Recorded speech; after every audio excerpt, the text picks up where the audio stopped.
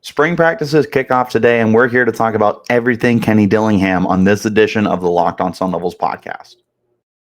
Are Locked On Sun Devils, your daily podcast on the Arizona State Sun Devils, part of the Locked On Podcast Network, your team every day.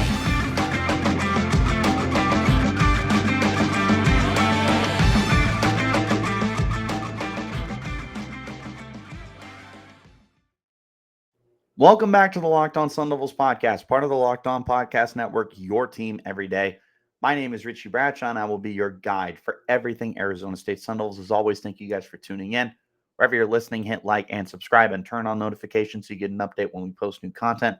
Stay in touch with that content by following me on Twitter at RichieBrads36 and the podcast at LO_Sun Devils.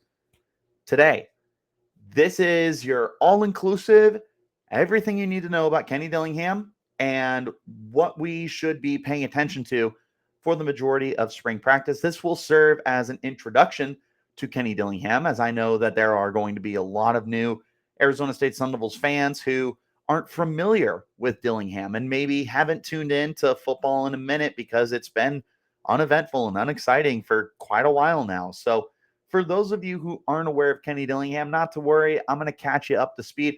For those of you who do know Kenny Dillingham, maybe you learned something you didn't know before as we go through everything. But the bottom line here is this podcast is going to be Kenny Dillingham centric. Everything we're talking about is talking about Dilly.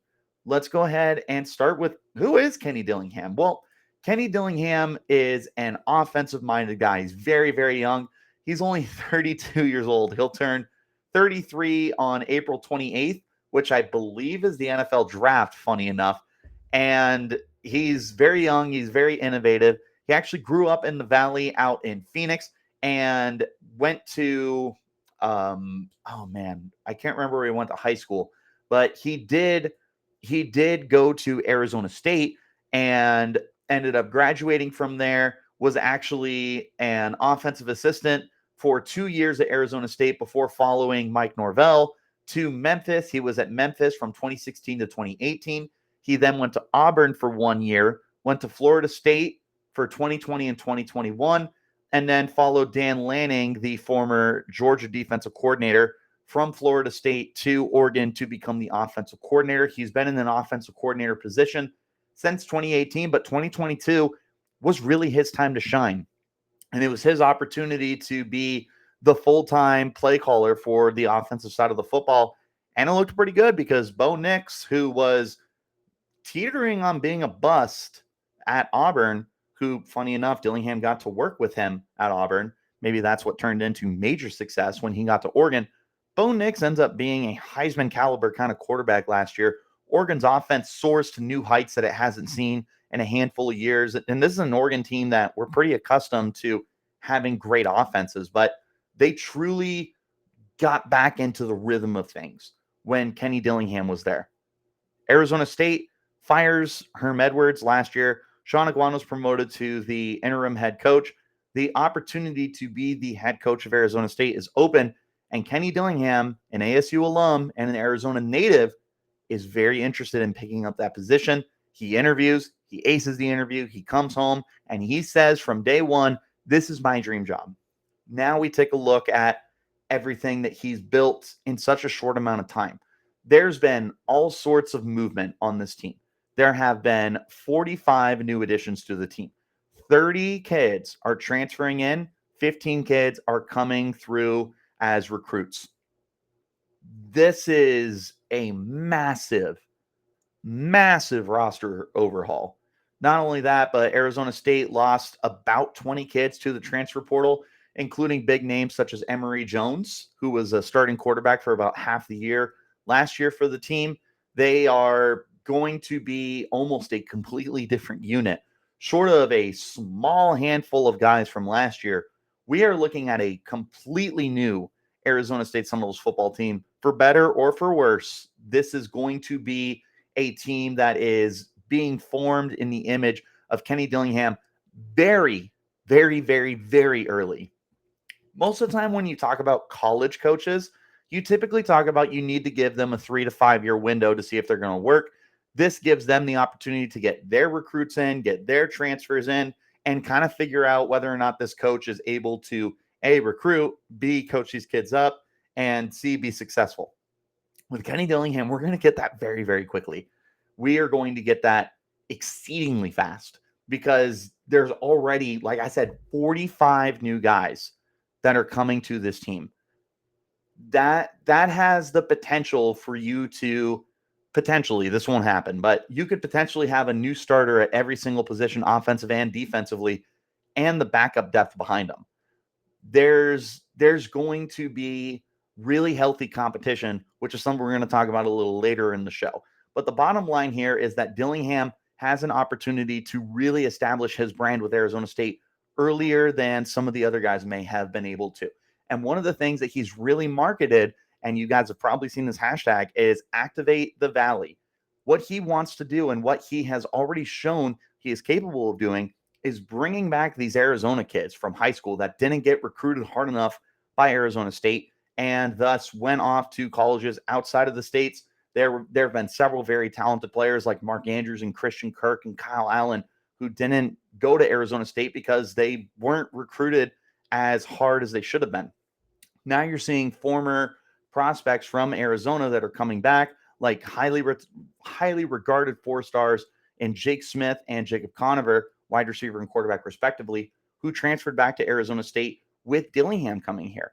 He wants to make an impact inside of the Valley that we all know and love, and he wants to establish a culture of developing the hometown kids and becoming a team that is built through the strength of the Valley. Like Arizona has some very good high school prospects. It's not like this is like Montana that you're trying to recruit. Like there's some really good talents here. I mean, hell, we got the number 1 recruit next year in quarterback. Oh my God, Dylan Raiola. Goodness, I was stumbling on that one. There's a lot of really good talent in the state of Arizona that just hasn't been recruited, but Dillingham is definitely turning that page for Arizona State to get them back on track to doing those things. And it's a very exciting time for Arizona State. So if you weren't aware before of who Kenny Dillingham is, hopefully you're more aware now. Hopefully you have an idea of who Kenny Dillingham is, the kind of culture that he wants to build, what he wants to establish early on. And there you have it. Want to talk to you guys real quick about our friends over at FanDuel. We're at the midway point in the NBA season, and March Madness is getting ready to tip off. So it's the perfect time to download FanDuel, America's #1 sportsbook. New customers get a no-sweat first bet up to $1,000. That's bonus bets back if your first bet doesn't win. Just download the FanDuel Sportsback. It's safe, secure, and super easy to use. You can bet on everything from money line to point scores and threes drained and more. Plus, FanDuel lets you combine your bets for a chance at a bigger payout with the same game parlay. So don't miss your chance to get your no-sweat first bet up to $1,000 in bonus bets when you go to FanDuel.com/lockedon. That's FanDuel.com/lockedon to learn more. Make every moment more with FanDuel, an official sports betting partner of the NBA. Grab your brackets and go listen to the Locked On College Basketball Bracket Breakdown. With national analysis and insight from our local experts, the Locked On College Basketball Bracket Breakdown has everything you need to make the most informed decisions on your bracket. Find the episode on Locked On College Basketball wherever you get your podcasts and on YouTube. All right, let's talk about the things that we need to be keeping an eye out for with Kenny Dillingham, because there's quite a few things that we should be paying attention to. I think it starts very simply with looking at the coaching staff that he's assembled. We talked a little bit about it yesterday, looking at the coordinators that he's got coming in. You've got Bo Baldwin as the offensive coordinator, Brian Ward as the defensive coordinator, and Charlie Ragel as the assistant head coach and the special teams coordinator. These guys have a lot of potential, but a lot of work to do with, again, so many departures on all 3 phases. I mean, Charlie Ragel alone has a brand new kicker, punter, and long snapper and return man. That is all gone from last year. They lost their all Pac-12 punter, Eddie Jablitsky. They lost their 2 kickers in Carter Brown and Jace Feely. They lost both their long snappers, and they lost DJ Taylor, the primary return man, and the backup return man, Dan Nagata. So Charlie Ragel alone is dealing with a completely new unit on special teams. But then you look at the defensive side of the ball, And you're losing veterans like Merlin Robertson and Kyle Soley and Connor Soley. You're losing guys who were big impacts last year, like Corey Bethley and Nesta Jade Silvera. You're losing to Marcus Davis. You're losing Trevez Moore. There are so many players, and Arizona State is going to be replacing on the defensive side of the ball. Thankfully, they've brought in quite a few reinforcements. Offensively, I'm curious to see how much Bo Baldwin is going to be involved. More so because I'm curious with Kenny Dillingham. But the offensive side of the ball has got a lot of change as well. We have no idea what's going on at the quarterback position. The wide receiver spot has tons of competition. The running back spot is going to be probably a 3-man race. In the offensive line, I don't know if any spots are secure right now. It's a lot going on. And this is a staff that Dillingham assembled to imitate his image. And this is where I'm tying Dillingham into this. I'm going to be looking at how these coaches respond to so much change and adversity at this program. It's brand new for them, but it's also brand new for the kids here. It's not like a lot of these kids are familiar with what's going on at Arizona State right now. You had 20 plus transfers. You had several kids that ran out of eligibility. A handful of them are going to the NFL now. Like this is foreign territory for both the players and the coaches. So it's going to be up to Dillingham to establish that culture early. And that kind of leads me into my next point here, is talking about the culture that Dillingham wants to establish. We talked earlier about how Dillingham is so focused on establishing the Arizona roots, right? Showing off that he wants to put Arizona high school football recruits at the forefront of everything they want to do. A lot of the kids they brought back in the transfer portal show that, but it bleeds over into the coaching staff too, guys.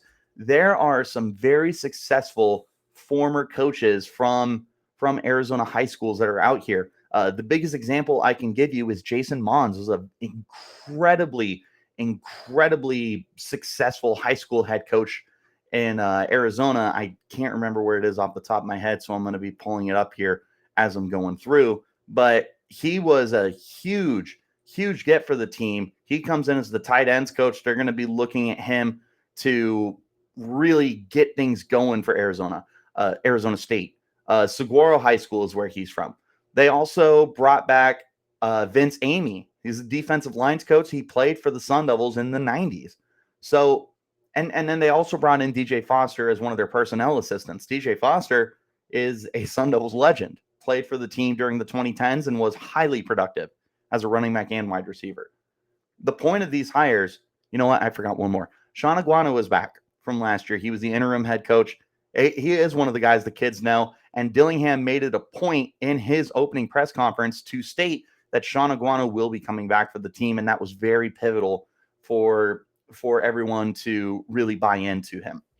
So looking at these hires alone, let alone the rest of the coaching staff that he's built up, there is 100% an emphasis on building up these Arizona kids. They're bringing in their high school coaches. They're bringing in coaches that coach their schools that they eventually will go to. 12, 13-year-old kids will go to Saguaro High School and they'll be like, did you know that the former head coach, Jason Mons, is now coaching at Arizona State? Man, I kind of want to go there. It starts a conversation. You also have these kids that were former players at like Saguaro or Chaparral or Xavier or not Xavier, Brophy, excuse me, or Centennial or Liberty or whatever have you. Like there's going to be this grasp that if this succeeds early, you could see more Arizona kids that are coming home. You could see future Arizona kids that stay home. There's going to be really good prospects. Like I said, the number one prospect next year, Dylan Raiola, quarterback, plays in state. You've got another kid down south in Tucson, Elijah Rushing, who I'm sure Arizona would love to hold on to. Arizona State, I did that twice now. That is shame on me. Shame on me. Absolutely unacceptable. Neither here nor there. They are looking to establish that Arizona is at the forefront of their mind. And where this ties into spring practice is seeing how quickly everyone is going to buy into this philosophy.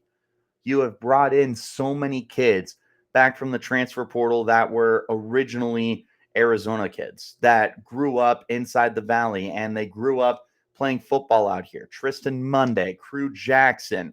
Like I said, they brought back Jacob Conover and Jake Smith. There's so many players that have ties to the state of Arizona that are back now with an opportunity to make an impact at Arizona State. This is a really, really big deal. It'll be really interesting to see how all of this plays out for the team. There's not a lot of like downside here, I would say. It's just going to be an experiment. But how quickly everyone meshes together is going to be important. This isn't something that you can measure in terms of statistics either. This is something that you have to see on the field with these kids interacting with the coaches and interacting with each other. This is something we can take a look at in spring ball, start to assess it, and figure out whether or not it's going to work early on or if it's going to take a minute. One more time, I want to tell you guys to check out the Locked On College Basketball podcast, not just for the bracket breakdown, but for everything you need to know about college hoops. Isaac Shade and Andy Patton bring you everything you need to know on and off the court. Hear from big-name experts, coaches, and players throughout the college hoops landscape. It's Locked On College Basketball, available on YouTube and wherever you're getting your podcasts. What else are we looking for? Probably the biggest storyline, and this is where I pretty much want to end this podcast. I've talked about the staff. I've talked about the culture. I've talked about what Dillingham is about. Here's the thing you guys care about. Here's the thing that the media cares about. Here's the thing that everyone's going to be looking at. Who is starting? Who's getting opportunities? Who stands out? There is no position more important than quarterback. And I talk about quarterback all the time, so I'm not going to waste too much of my time here talking about it. But there have been five players that Kenny Dillingham has noted: Bennett Meredith, Trenton Bourget, Jacob Conover, Drew Pine, and Jaden Rashada. All five of them should get opportunities to start for the team. They are all going to get opportunities to run with the first team. Everyone's going to be paying attention to who's getting the most amount of reps with A, B, and C for, team 1, team 2, team 3 kind of stuff. Going to be looking at that a lot. The offensive line is going to be a position, like I said, I don't think there's any secure spots right now. I think that this is going to be a wide open competition for everybody on the offensive line. Isaiah Glass, Ben Bray, and Joey Ramos are returning as the most veteran guys from last year. I'll be looking to see what they can get. Danny Valenzuela is also there. Emmett Boley is returning. There's guys that are coming in, and Ben Coleman and Lee Fontanu and Aaron Frost and oh my goodness, I can't remember his name. I don't have the list in front of me either. But point is, there's a lot of guys that are going to have an opportunity on the offensive line. Wide receiver, to me, it's Elijah Badger, Giovanni Sanders, and then the field. And there's a lot of guys in the field. There's Chad Johnson Jr., there's Andre Johnson, there's Troy Omer, Xavier Guillory, Melcon Staval, Caleb Black, and I can't remember his name. Did I say Jake Smith? I can't remember if I said Jake Smith. But point is, there's Zeke Freeman. There's a lot of competition here at the wide receiver spot. Running back seems wide open. Cameron Scatabo, DeCarlos Brooks, Tevin White. Who knows what we're getting there? We're going to be paying attention to the reps that are handed out for these kids, though. We're going to be paying attention to, Bennett Meredith got 2 days worth of playtime with Team 1, and Jaden Rashada got 3, and Drew Pine got 2, and, stuff like that. We're going to be paying attention to those kind of things. Defensively, it's going to be the same thing. It's a lot of makeover. There's a lot of good returning guys coming back, like BJ Green is someone I'm very big on, Anthony Cooper, Michael Matus is coming back from an ACL tear, Will Schaefer, James Joncom, Ro Torrance, Chris Edmonds, Ed Woods, Jordan Clark. There's a lot of returning guys, but there's also a lot of competition that's coming in. Clayton Smith, Deshaun Mallory, Prince Dorba, Travion Brown, Tate Romney, Crew Jackson. There's all sorts of competition here, and we're going to be paying attention to that. We're going to see who's getting the most snaps with first-team defensive line. What's the linebacker rotation look like? Who's getting called out as the captains, right? There's a lot of intrigue here. Special teams, I don't really know what to make of it. You're pretty much set in with Slater Zillers as your long snapper, Dario Longhetto, as your kicker and Josh Carlson as your punter. Return duties, who knows? I know that you're Javen Jacobs, who I forgot to mention as well. He'll be the first guy to get the opportunity. I'm sure Melkon Staval will probably get some opportunities as well. I don't really know who else on the roster has return experience, so I'm not going to just throw a name out there just to throw a name out there. This is what we're going to be paying attention to the most. Obviously, we're going to be looking at the culture. We're going to be looking at how the coaching staff gels, how the transfers look, how the recruits look. But the bottom line here, the most important thing that we're going to be looking at with Kenny Dillingham in year one is with all of these changes, all these new faces, and in so many different ways, how is it going to shake out? Everyone's going to be staring at the quarterback spot. I implore you to take a look at more than just the quarterback spot. Yes, it's the most intriguing. Yes, it's what's going to sell. It's what people are going to click on. It's what people are going to watch and listen to. But who they're throwing to, who they're handing the ball off to, who's blocking for them will be interesting. Defensively, who's going to help hold down the fort so ASU doesn't have to score 50 points a game? What's the pass rush look like? Who are the starting linebackers? Who are the captains? Who's playing across from Chris Edmonds? And who's playing across from Ed Woods and Ro Torrance?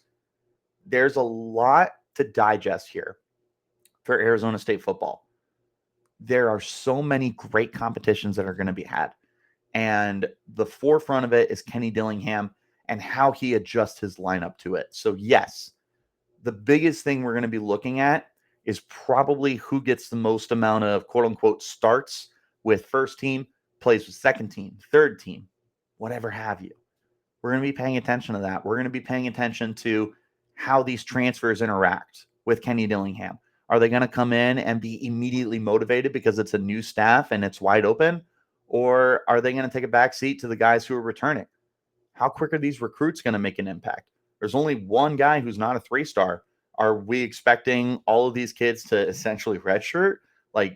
Or are they going to come out and absolutely dominate? Jaden Rashada, what do we do with him? He's the man of this recruiting class at the quarterback spot. Is he going to get a lot of time starting, or is this a third or fourth string quarterback? We don't really know. And the way Kenny Dillingham is going to use these guys is what's going to be so interesting. So pay attention to all of that. Wherever you get your podcast, hit like and subscribe and turn on notifications, because I will be keeping you in touch with everything that I hear and everything that I see, as I will be able to make it out to practices on the weekends. Also, mark your calendars for April 15th. It's a Saturday. It's a spring game. Go out. I'll be there. Everyone will be there celebrating the new era of Sun Devils football. You got it. Hit like and subscribe. Turn on notifications. Follow me on Twitter at RichieBrats36. Podcast at LO_Sun Devils. This has been the Locked On Sun Devils podcast. Until next time, you keep it locked right here on Locked On Sun Devils.